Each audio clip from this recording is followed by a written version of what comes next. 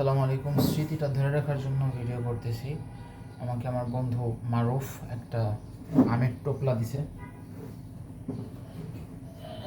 এই যে টোপলা, বন্ধু হচ্ছে আমের বিজনেস করে। বন্ধু নিজেদের বাগান টাগান এগুলো আছে, আমের ব্যবসা করে আমের সিজনে।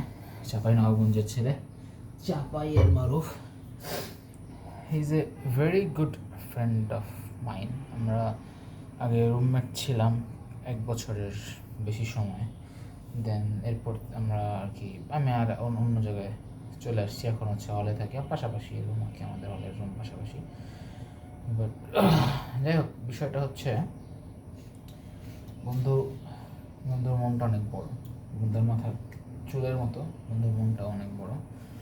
বন্ধু মাশাআল্লাহ একদম ওদের গাছের পাকা আম আমাকে উপহার দিছে, আমাদের এই বাইরোদাদের আর কি। তো আসলে স্মৃতিগুলো হারাই যাচ্ছে আস্তে আস্তে। বড় হচ্ছি, যখন বাইরে যাবো রোড থেকে এগুলো তো কিছু থাকবে না, বন্ধুর সাথে দেখা সাক্ষাৎ খুব একটা হবে না। কিন্তু তখনও যদি চাপাইয়ের আম খাইতে চাই, খাওয়ার ইচ্ছা হয়। আর যেহেতু রাজশাহীতে পড়ালেখা করছি, আম আমারে ছাড়বে না, অসম্ভব।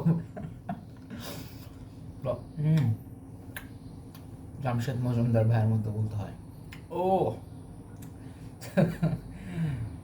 তো পরবর্তী লাইফেও যদি আম খাইতে চাই, I'll contact bro probably. He'll be at the top of my priority list. Yeah, he's a good person, and I'll miss him. So